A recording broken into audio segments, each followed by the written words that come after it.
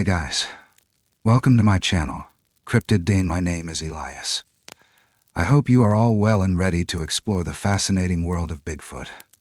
The Watcher in the Pines. Some things in the forest don't just live there, they wait. In the summer of 1987, deep in the wilderness of western Oregon, a man named Elias Boone locked eyes with something that wasn't supposed to exist. It was just past dusk when he first saw her, towering, covered in dark matted fur, her belly swollen with life.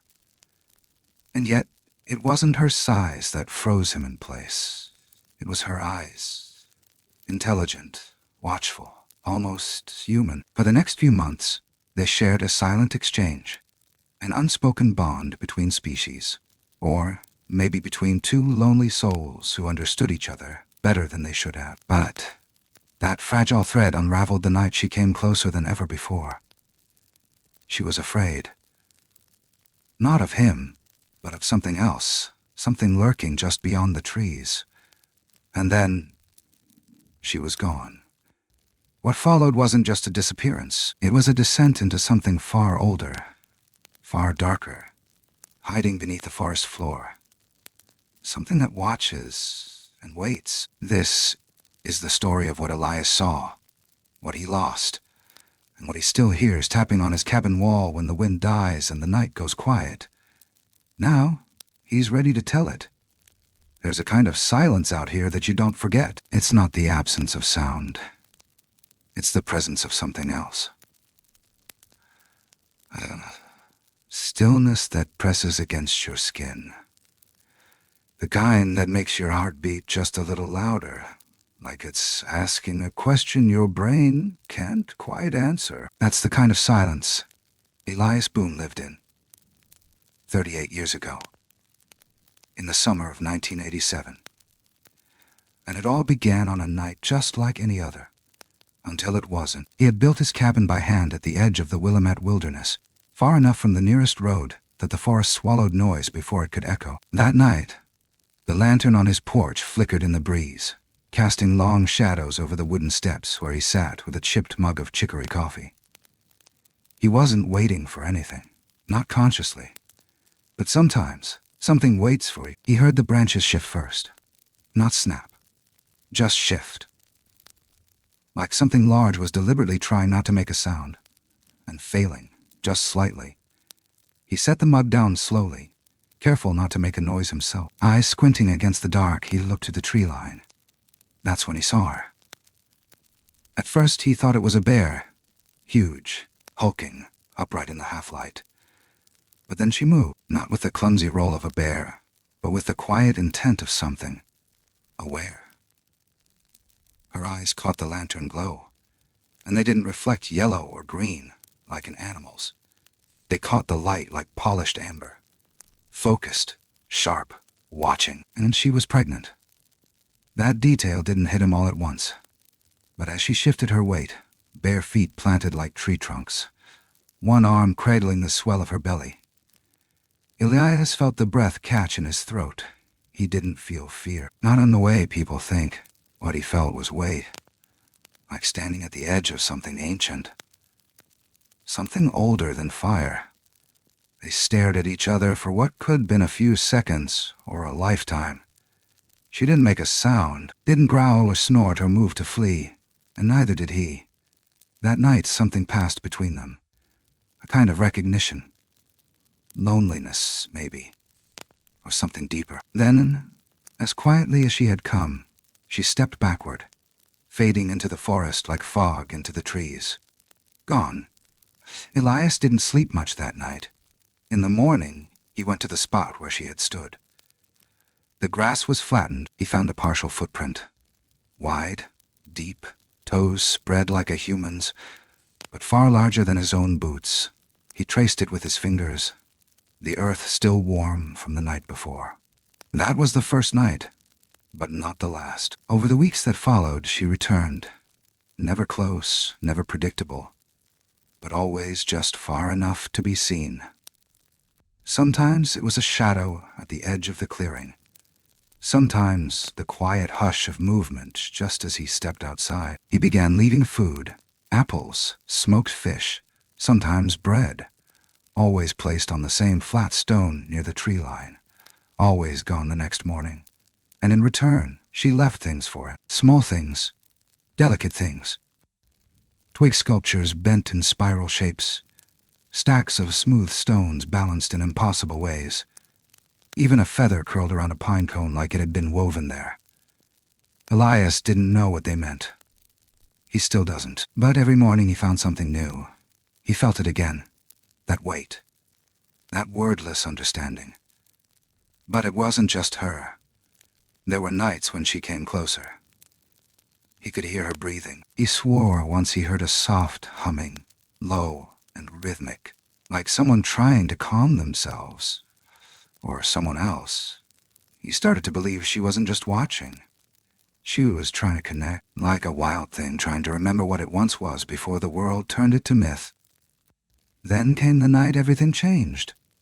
The knock on the wall came just past midnight. Not hard, not angry, just tentative, like someone asking to come in. Elias rose without thinking. The air outside was damp and cold. Mist pooled between the trees like milk poured over earth. She was there, closer than ever before, and she looked afraid, not of something else. Her arms cradled her belly. Her eyes scanned the forest behind her, wide, trembling. She let out a low sound, a guttural murmur, not hostile, but pleading. He called out softly, "Are you okay?" But she was already turning, already vanishing back into the shadows. This time, she didn't look back. And after that, she stopped coming. Days passed. Then weeks. The food stayed untouched. The gifts stopped. The forest felt heavier, as if something had shifted. Something not meant to be disturbed. Elias walked the tree line every morning. He called out once or twice. Nothing answered, until one night, 3 weeks later, he heard a scream. Not a human scream, not animal either. Something broken. Something desperate. It echoed through the trees like it came from everywhere and nowhere. And that's where the story really begins. Because what he found in the forest the next morning wasn't a message. It was a warning. The light was strange that evening, warm and low, like it always got just before the trees swallowed the last bit of sun. That late summer haze hovered thick above the moss, and the sky beyond the pines had turned. That heavy, honeyed gold you only get in Oregon when the day dies slowly. Elias Boone sat on the cabin steps, boots muddy, arms draped across his knees, holding a cigarette he never lit. He didn't need to. The air already felt thick enough to chew. The breeze brought a scent he couldn't name. Something rich, damp, almost like wet fur and wild mint. And then came the silence again, that same hollow hush that had visited him a few weeks back. But this time, it was heavier, full, like something was about to step into the world. He turned toward the tree line without really knowing why, and she was there, not creeping, not hiding, just there, standing just beyond a split rail fence where the forest swallowed the last sliver of clearing. At first glance, she seemed like a tree trunk or a burned log catching the light wrong. But Elias had already seen her once. This was no accident. She was taller than any man he'd ever known, 8 feet, maybe more. Shoulders wide and rounded like a bear's, but the posture. That wasn't animal. That was awareness. Her arms hung low, almost to her knees, fingers long and dark against her fur. Her coat, if you could call it that, was thick, coarse, the color of old bark after rain. And she was pregnant. Elias saw it clearly now.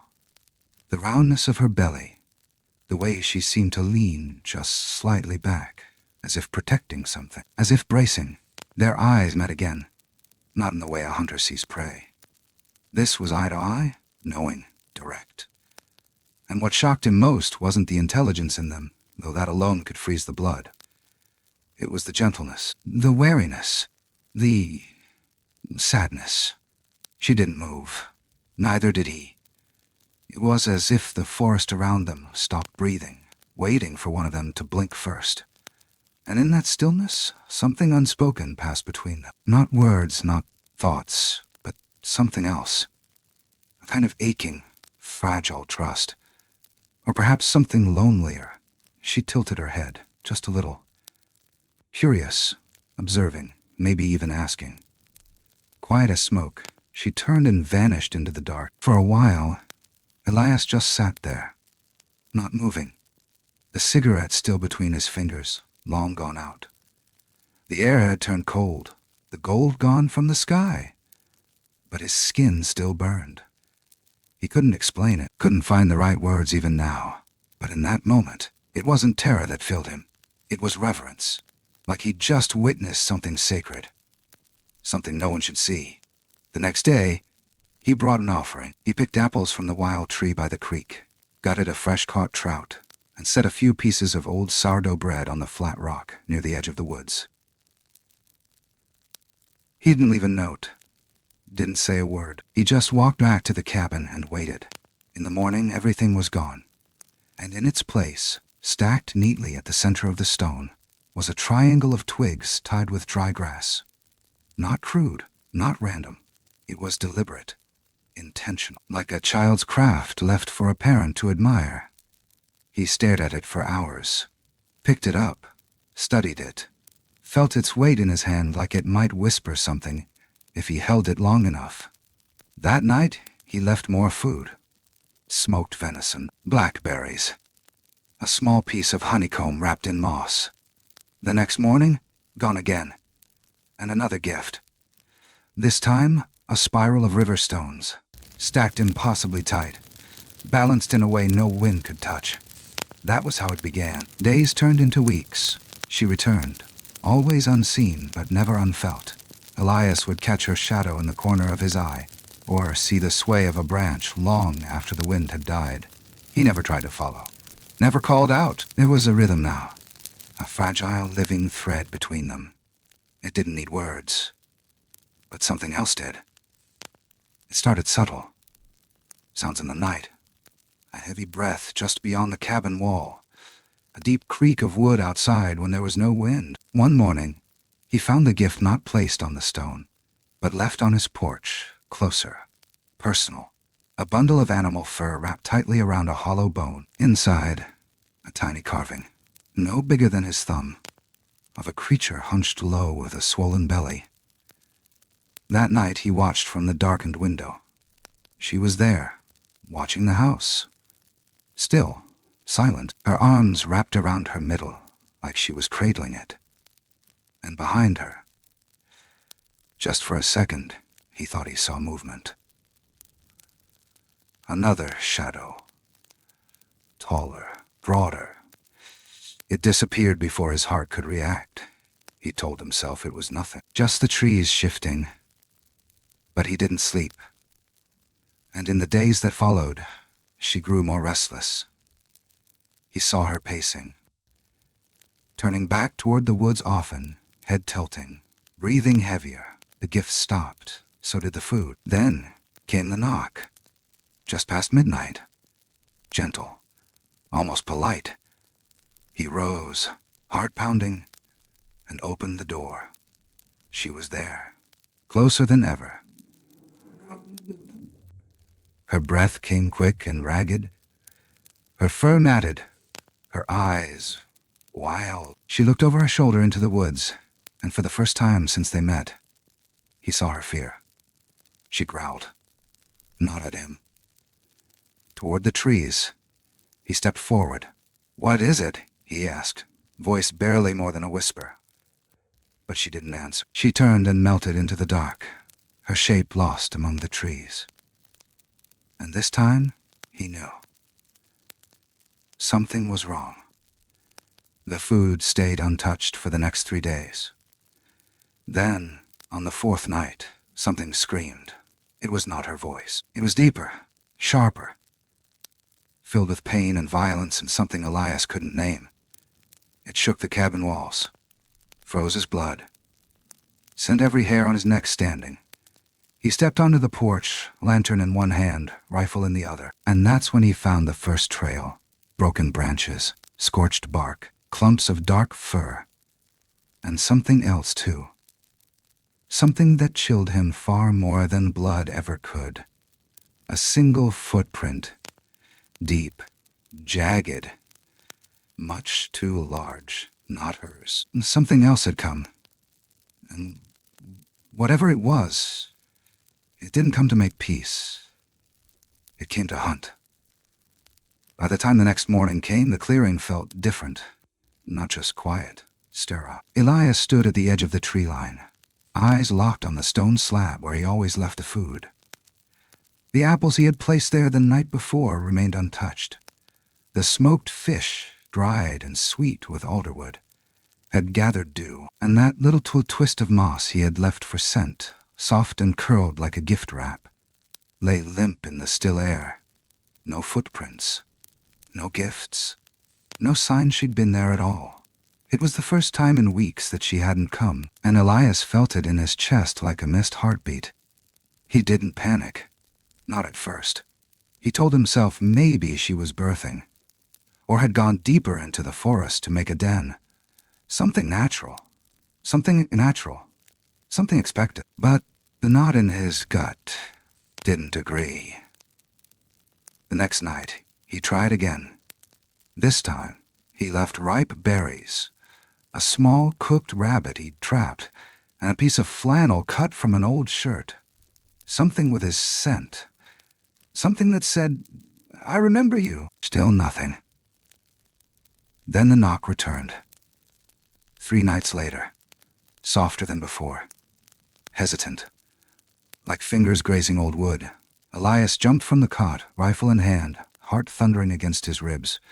But when he opened the door, nothing. Just the darkness, thick and unmoving. He stepped onto the porch, barefoot, cold cutting up through the planks. The night breathed around him but gave nothing back. He moved to the tree line, lantern in hand, sweeping the edges of the woods. "You there?" he asked, not yelling, not whispering, just asking, like before. Still nothing. But the next morning, the rabbit was gone. In its place, a tiny bundle of woven grass and bird feathers tied at the center with a strip of bark. It looked almost like a charm. Elias held it carefully. It was damp, fresh, recently made. She was still out there. But something had changed. From that day on, the offerings became more cautious, more fragmented. She would take food but leave no sign. Then, out of nowhere, she'd leave behind a message. A piece of bone scorched black. A string of knotted vines looped into a perfect circle. Symbols Elias couldn't decipher, but he felt their meaning in his bones. We are not alone. And then came the birds. They stopped singing. Not all at once, but slowly, like someone dimming the volume of the forest. First the songbirds vanished at dawn, then the woodpeckers, then the owls. It became eerie, unnatural, as if the woods had forgotten how to breathe. Elias knew the feeling, that hollow pressure in your ears like before a storm. But this time, the storm wasn't weather. He took longer walks in the daylight, left offerings deeper into the woods. Once he found a smooth river stone wedged in the crook of an old cedar tree, too high to have fallen there. It was stained with something red, not quite blood, not quite paint, and it was warm. That night the air turned sour. Not a smell he could name, but it clung to him, to the walls, to the floorboards, made the inside of the cabin feel small, suffocating. And he dreamt of her, not walking, but crawling, dragging her swollen belly through mud, eyes wide and desperate. When he woke, the dream clung to his skin like smoke. Then, on the 7th night, she came again. Not fully, just a glimpse. He saw her from the window, just beyond the lantern glow, moving slowly, haltingly, her belly now massive, hanging lower, her fur matted with leaves and dirt. She limped, not from injury, Elias thought, but fatigue and fear. She turned once to look toward the cabin, eyes not meeting his, but the door, and she let out a sound, a low, keening moan that wasn't animal, wasn't human. It was sorrow, raw and cold. Then she vanished again. Elias stepped out with the lantern, scanning the woods. "Wait," he said, not even sure what he was asking her to wait for. Behind him, the wind shifted. Pine needles rustled overhead like whispers just out of reach. Then came the scream. It didn't come from her. It came from something else, high-pitched at first, then dropping to a guttural, violent growl that hit his chest like a thunderclap. Elias turned, lantern swinging wildly, but saw nothing. Just the flicker of movement behind the brush, too fast to track. And then he saw it. Not her. A shape, taller, broader, thicker. Moving on two legs but hunched. Eyes that glowed not amber, but red. A face that was almost a face until you looked too long. Then it wasn't. The thing didn't move toward him. It didn't need to. His presence was enough. A wave of wrongness that made Elias step back instinctively. Then it was gone. The forest fell into silence again. That awful, knowing silence. And Elias realized something terrible. She hadn't come back to visit. She had come to warn him. But he hadn't listened. And now, she was gone again. Maybe for good. Maybe because she wasn't the one being watched anymore. Maybe he was. And for the first time since he came to the woods, Elias Boone felt like he didn't belong there. Like whatever had arrived wasn't part of the forest. It was older. And it was hungry. It came just after 2:00 a.m., not loud, not frantic, just there. A soft tap-tap against the rear wall of the cabin, deliberate, like knuckles on wood. Elias Boone sat upright in his cot before he even realized he was awake, heart already pounding, eyes locked on the shadows dancing across the ceiling from the dying fire in the hearth. For a moment, he thought I'd dreamed it, but then it came again, gentler this time, almost uncertain. He moved slow, rifle in hand, bare feet brushing the cold floorboards, every board creaking like it might betray him. He didn't turn on a light. Didn't need to. Moonlight spilled through the kitchen window, enough to cast the room in a silver blur. The knock didn't come a third time, but the silence that followed was thick, like the air before a lightning strike. He reached for the door, paused. He wanted to say something, to call out, but his voice caught. Something told him not to break the silence. Something primal. Instead, he stepped onto the porch. She was there, and this time, she wasn't just standing at the tree line. She was close, closer than ever, her figure half-shadowed, half-lit by the moonlight, framed between two cedar trunks like a figure carved into the forest itself. Her arms cradled her belly now, not protectively, but desperately. Her breathing was ragged, shoulders rising and falling too fast. Her head turned slowly toward him, and that's when he saw her eyes. They weren't the same. They were wider, wilder, no longer watchful and knowing, but full of alarm. She wasn't here for him. She hadn't come to see him. She'd come to flee something else. Then she looked past him.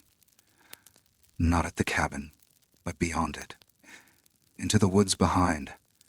Elias turned, slowly, lantern raised. He saw nothing, but the feeling... Oh, that feeling rushed over him like a black tide. It wasn't just fear, it was dread.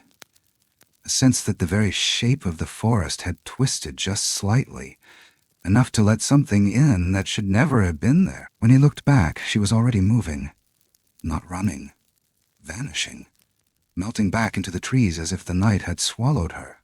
He stood there long after she was gone, waiting, listening. The forest didn't breathe again until the first bird broke the silence hours later. He waited for her the next night. And the next, nothing. He left food. No one came. For the first time since she appeared, Elias felt alone again, but it wasn't the quiet kind of alone. It was the kind of aloneness you feel in a room that was just occupied. Like someone had left, but not far enough. And then came the scream. It tore through the forest like a siren made of splinters. High, violent, not quite human, not quite beast. It was far off at first, but it moved. Fast. Closer. Elias bolted from the porch, lantern swinging wildly, rifle at the ready, but the woods were chaos.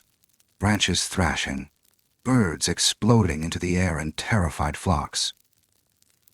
He saw broken saplings, fresh claw marks on bark. Then he saw blood. Not much, just a spatter across a stone, dark and sticky, still warm. And next to it, her hair. Tufts of coarse, brown fur, tangled with pine needles, snagged on a broken stump. He followed the trail. Down a narrow ravine, across a gully he'd never crossed. The further he went, the stranger the forest felt. Trees leaned wrong. The air got heavier. And then he stopped. Because in a small hollow between two half-dead hemlocks, he found something that froze him. A circle of flattened earth. And in the center, drag marks, deep, wide, like something heavy had been pulled, or had fought, or both. He crouched, touched the soil. Still warm, but no footprints, no sign of her. Only one thing stood out, a single mark in the dirt, like a hoof print, but too wide, too long, the shape of a foot, but wrong. Not hers, and not human either. He turned to leave. That's when he heard it again, the knock, but not on wood. It came from beneath the earth. He stumbled back, rifle raised, trying to steady his breath. There was nothing, just the echo of that sound, resonating in his bones like thunder that never struck. That night he didn't sleep.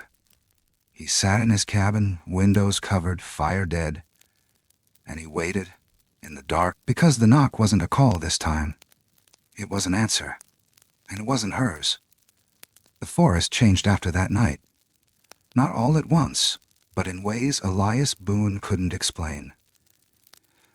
The air felt heavier, like it carried weight instead of wind. Shadows clung longer to trees. And silence. True, bone-deep silence, hung over the land like morning fog that refused to lift. She was gone. He knew it. Not because she stopped coming, but because the forest told him so. He kept leaving food, kept lighting the lantern at dusk, kept hoping. But the offerings went untouched. No more feathers, no more twig symbols. The stone slab at the clearing's edge stayed bare and lonely, as if whatever sacred thing had been woven between them had been torn away.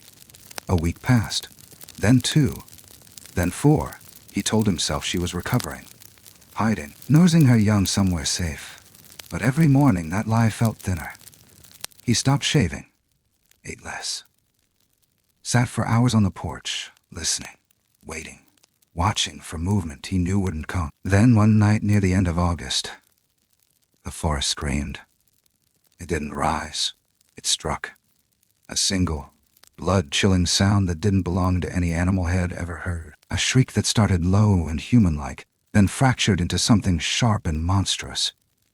It echoed off the trees, bounced across the ravine, and landed deep in his gut like a warning. Elias grabbed his rifle, yanked on his boots barefoot, and lit the lantern with trembling fingers. The light flickered violently in the wind, but he didn't wait.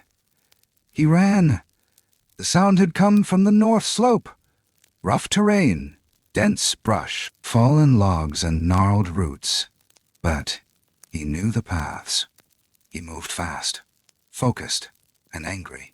He didn't know what he expected to find, But not this. It started with the trees, snapped high, as if something had run straight through them without slowing down. Fresh splinters scattered the undergrowth, and branches bent in the same direction, forming a dark trail through the brush. Elias followed it, his breath ragged, his ears sharp. Every few feet he found something new. Clumps of fur, tufts of moss peeled back like skin.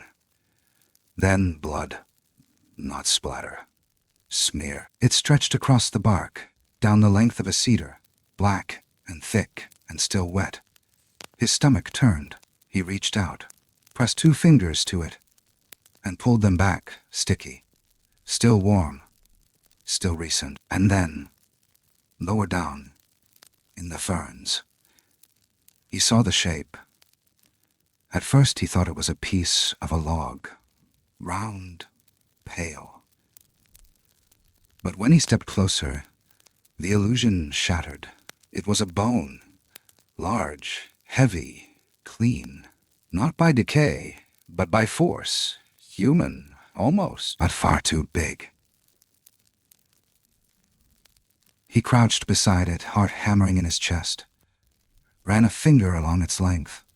The bone was smooth, blunt at one end, shattered at the other. Something had bitten clean through it, or crushed it. His breath hitched. The leaves around it were pressed flat. Something had been here and it hadn't stayed long. A few feet ahead, he found the clearing. It wasn't a natural one. Trees had been shoved aside, roots torn up, and in the center, black earth caked with prints, massive, deep, heavy enough to sink through pine needles and pack the soil. Not hers. Different. Sharper toes, longer strut. This thing didn't move like her. It charged. And near the center of it all, he found something that turned his blood cold. A handprint. Pressed into the dirt. Not hers. Not human. Something in between. Long fingers. No thumb. 4 thick digits, each ending in a clawed tip. Whatever it belonged to had knelt, maybe waited. And nearby, drag marks. Something had been pulled. Elias stared at them, chest hollow. The dirt bore the signs of a struggle. The earth itself was torn in streaks. And the trail ended at the mouth of a game path he didn't recognize. One that bent downhill toward the caves. A place even deer refused to go. He hesitated. That's when he heard the breath. Not wind, not animal. Just breath. Long, deep, drawn through something massive. It was behind him, close. He didn't turn. He didn't run. He stepped backward slowly, every hair on his arm standing straight. The forest was still, too still. Then, a growl, low, rolling like thunder through a drum. Not loud, but wide. A sound that didn't need volume to terrify. He spun, and there it was. Just far enough to blur at the edges, just close enough to know it was real. A shape, not built like her. This thing was thicker. Hunched. Shoulders like boulders.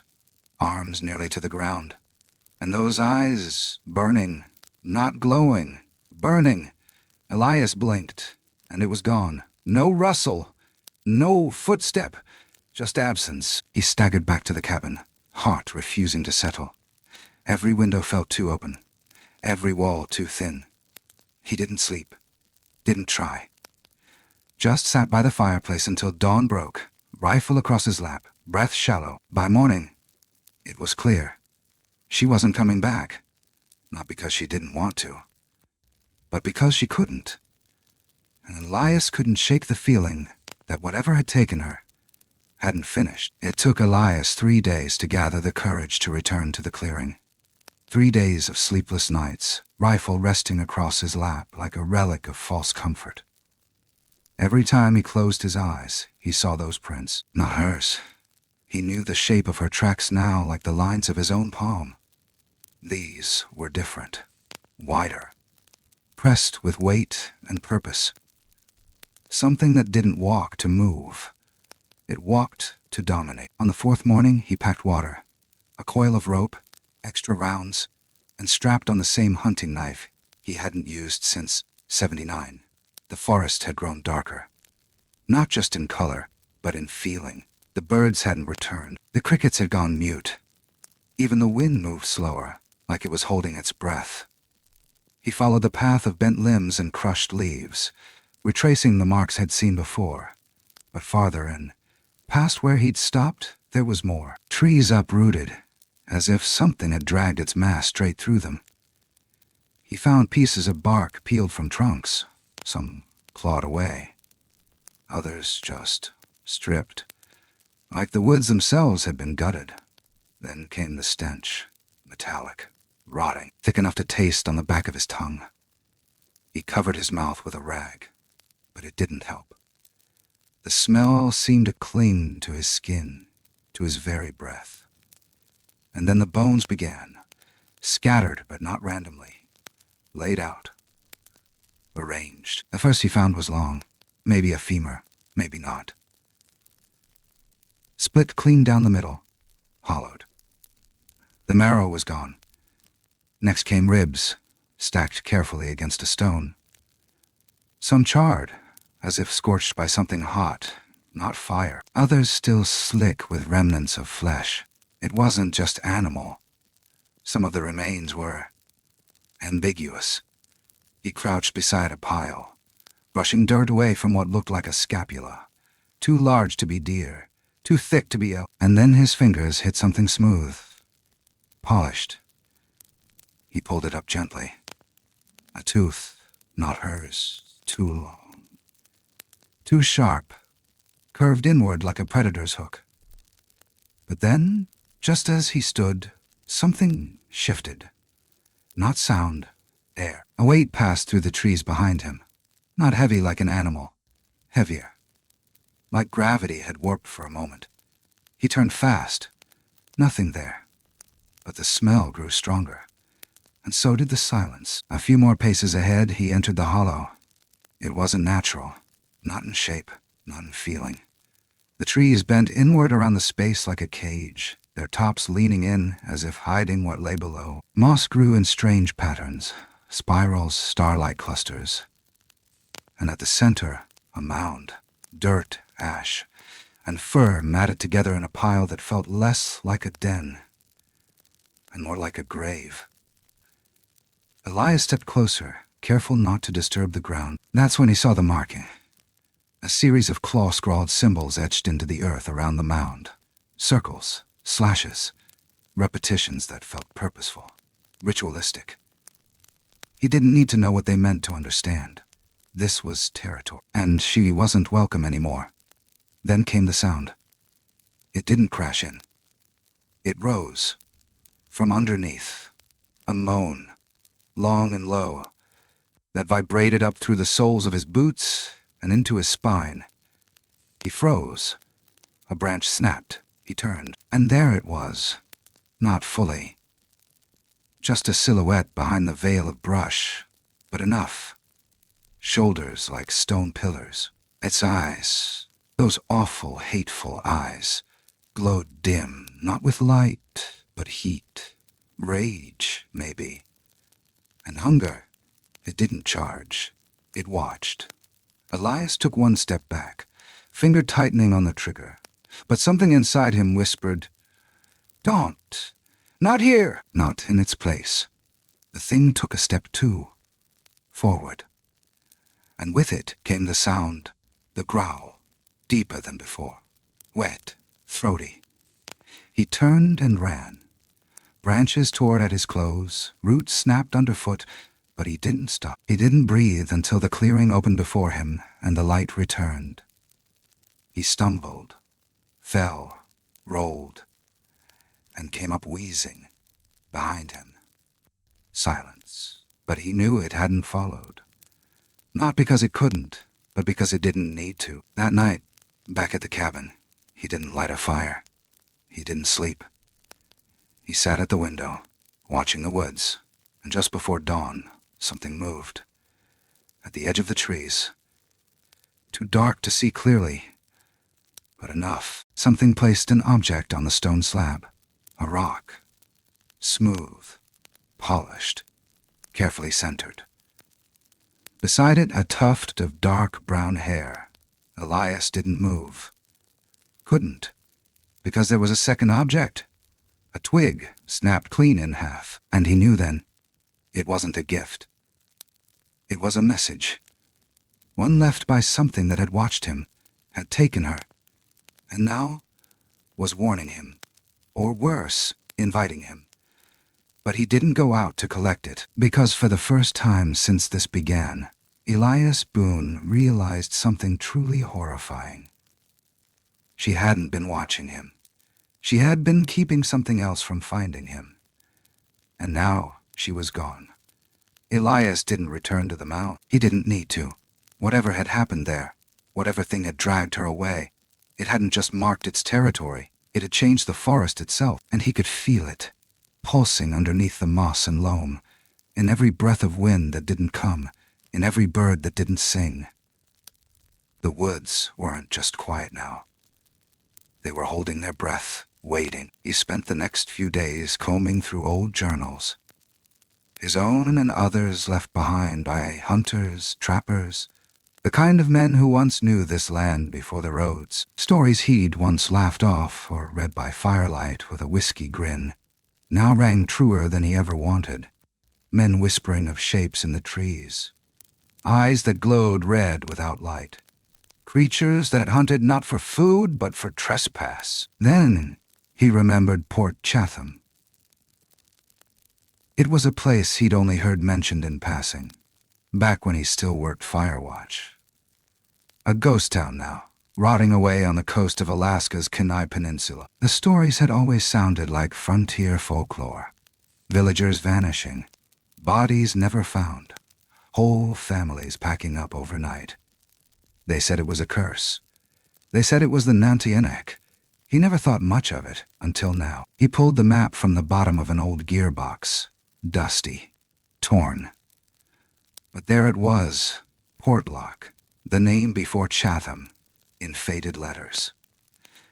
And the shape of the terrain, the cliffs, the ravines, the dense tree lines, all too familiar.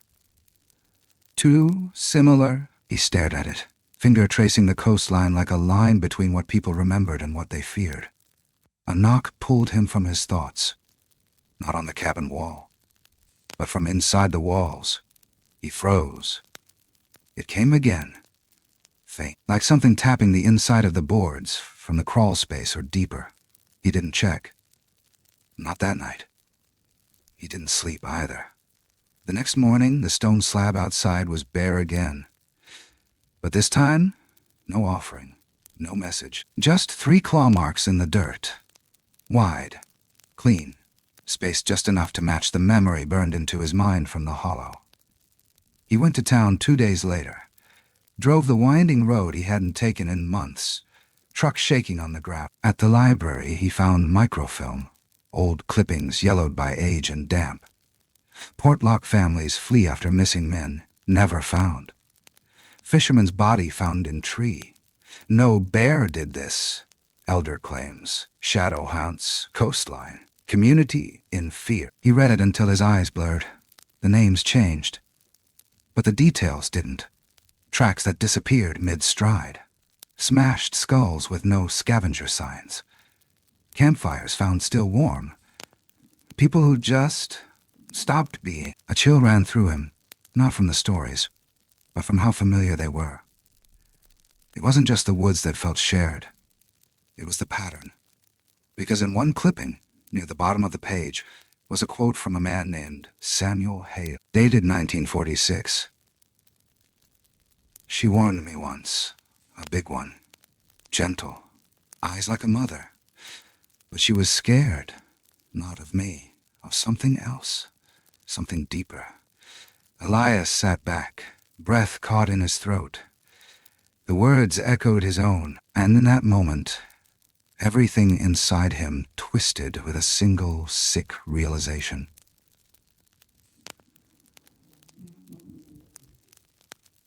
Maybe it was happening still. He returned to the cabin as night fell, parked the truck backward against the shed so he could leave fast if he had to, set new shelves beside the bed, but he didn't sleep. He sat by the window, eyes locked on the woods. That's when he saw the flicker, Not light, movement, a shape in the tree line. Just for a second. Not her. Not it. Something else. A smaller figure. Lighter on its feet. Watching from behind a sapling, not 8 feet tall, but moving the same way. And then, gone. Elias stepped out slowly, lantern high. The forest didn't react, didn't resist. But it watched. And for the first time, a new kind of fear settled in his chest. Not fear for himself, but fear that maybe she hadn't just vanished. Maybe she'd been taken because of him. Maybe whatever had been hunting wasn't hunting her. Maybe it had been using her. And maybe now, it had found what it was really looking for. Him. The rain started that evening. Soft at first, just enough to stitch a veil between the trees and the sky. Elias sat by the window, one hand curled around a half-cold mug of tea, the other resting on the handle of the rifle he hadn't let leave his side in 3 days. His eyes stayed fixed on the clearing where he'd once left apples and smoked fish, where she'd left patterns of stone and feather in return. That place had gone untouched since her disappearance. No movement, no echo of her. Until now, it was just past midnight when he heard the knock again. Not from inside, not from the walls. This time, it came from the trees. 3 soft taps, like fingers brushing wood in rhythm, then nothing. He stepped outside without the lantern. The moon broke through a slit in the clouds, casting pale silver across the clearing. And there it was. On the stone slab sat a rock, smooth, oval, and dark as wet slate. Placed with such care it looked more like an altar offering than a token. Next to it lay something even smaller, a clump of fur, coarse and brown. Hers. And then, beside that, a broken twig, snapped neatly in 2. Elias' heart kicked hard. It wasn't just a return. It was a message, not a hello, a goodbye. He crouched slowly, fingertips brushing the edge of the fur. Damp, recently placed. The smell was faint but unmistakable. Earth, pine sap, and her scent, subtle as memory. But the twig, that was something else. It didn't say she was broken. It said the pact was. He stood slowly, eyes sweeping the tree line. That's when he saw it, not movement. A shift in the shadows. A darkness that didn't belong to the night. It was watching him. It had been watching him from the moment he stepped out, and it wasn't hers. The shape receded with unnatural silence, folding back into the woods like a ripple vanishing into still water. Elias stood rooted to the spot, the wind pressing cold against his skin. His breath steamed in the air, shallow, sharp. He went inside, locked every window, and sat in the far corner of the room where nothing could reach him from behind. But the cabin wasn't empty. Not quite. The silence now felt different, charged, alive. At dawn he found the final sign. A handprint, smeared across the outside of the kitchen window in mud. Not big, not clawed.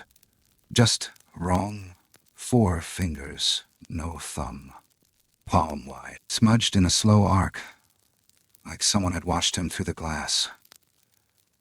All night, and then turned away. He didn't clean it.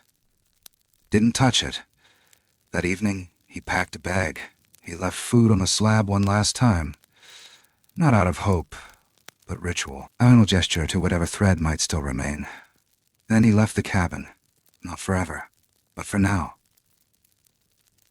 Sometimes he still comes back, leaves small things. Stones, feathers. Nothing is ever taken. No gifts are left in return. But once, just once, he found something new.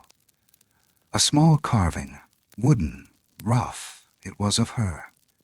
Bent over, arms wrapped around a bundle at her chest. Beside it, etched into the bark of the tree behind the stone, were 3 slashes, one wide, one deeper, one crossed. And that's when he finally understood. She didn't just protect the forest. She had protected him until she couldn't. And now, whatever she held at bay wasn't hiding anymore. It was waiting. Years have passed. The seasons have turned like clock hands through fog, each one leaving a little more quiet behind than the last. Elias Boone still lives near those woods, though he's moved further from the cabin now. Age has softened his body but sharpened the corners of his memory. And some nights, when the wind gets just right and the trees lean in closer than they should, he hears it again, that knock. Soft, measured. 3 times. He doesn't answer. Not anymore. Because he understands now that silence isn't the absence of sound. It's the sound that watches you. People ask him sometimes, when they find their way out there looking for stories or answers, or just a place that hasn't been spoiled by pavement, if he's ever seen anything strange. He tells them no. Lets them walk back into their safe little lives. But the truth is, she never left him. Not really. There are mornings when he wakes to find small things placed just beyond his back step. A pine cone ringed in moss, a perfect triangle of sticks tied with grass. Once even a feather curled around a polished stone. Tokens or warnings. He never touches them, but he always sees them. And sometimes, just before dawn, he swears he hears movement near the tree line. A soft shuffle of weight through the underbrush. The hush of breath. Not like an animal, like something that doesn't want to be seen, but needs to be felt. He knows she isn't the one who comes now. He knows the thing that watched her. The one that circled their silent exchange like a shark in black water. It never left either. He saw it again once. It was years after the last gift, long enough and almost convinced himself it had moved on. He'd gone to check the old trail after a storm, just habit. Just making sure the place hadn't been lost to wind or mud. That's when he saw the prints. Not hers. Longer. Deeper. But fresh. And then the rock. Sitting on the slab. Just like before. But this time, there was no fur. No carving. Only a symbol. 3 lines. One long, One curved like a question mark. It didn't make sense at first. But then he realized it wasn't a symbol. It was a map, a path. And it led directly to his back door. That night he nailed shut the windows, locked every latch, but he didn't sleep. Just listened. Listened for the thing that no longer needed to knock. Because once something watches you long enough, it learns how to enter without asking. He hasn't spoken about her since. Not to anyone. He doesn't know if she survived. Doesn't know if what left the carving was hers, or just something using her memory. But he remembers her eyes. He remembers the way she tilted her head, like a mother might toward a crying child. He remembers the sound she made, low and soft, and full of something ancient. And sometimes, when the world goes too quiet, he whispers out into the night. I'm still listening. No one ever answers. Not out loud, but the knocks. They come, faint, gentle, like breath against the wood. And he knows now what he should have known from the beginning. We are not alone. We were never alone.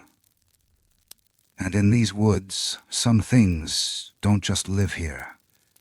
They remember, they watch, and they wait. Out here, in the places where the trees grow older than memory, and the wind carries secrets instead of sounds, there are truths too quiet for science and too wild for stories. We don't talk about them much, not because we don't believe, but because belief alone feels too fragile to hold what's waiting out there in the dark. There's something about the wilderness that strips us bare. It humbles us, reminds us how little we truly understand, how much we've traded for comfort and concrete. But the forest never forgets. It remembers what we've chosen to leave behind. Ritual, respect, silence. And in that silence, there are things watching, listening. Not with malice, not always, but with purpose, with patience. With a kind of old wisdom we no longer speak in our cities or schools. Because maybe the greatest mystery isn't what's out there in the shadows. Maybe it's why we stopped looking. For all our tools and truths, we still flinch when a floorboard creaks at night. We still pause at the edge of a dark hallway. We still dream of eyes in the woods, of voices just beneath the wind. Deep down, we know there are corners of this world that don't want to be explained. They want to be respected. And perhaps that's the lesson. That mystery is not a flaw in the design of life. It is the design. That not knowing doesn't mean we're lost. It means we're still being invited to learn, to listen, to stand still for once, and feel the weight of the unseen pressing just beyond the reach of light. So the next time you're alone in the woods, and the world goes still, and the hairs on your neck rise without a reason, don't be afraid. Just be aware. You're not trespassing. You're being watched, and maybe, just maybe, you're being remembered. Thank you for joining us for tonight's story. If this tale stirred something in you, curiosity, fear, or just a sense that the world is still bigger than we think, please consider leaving a comment, sharing your own thoughts or experiences. We'd love to hear what's haunted your nights. What's made you wonder? If you haven't already, subscribe to the channel and click the bell so you don't miss the next whisper from the dark. Until then, stay curious, stay cautious, and above all, stay listening. Good night.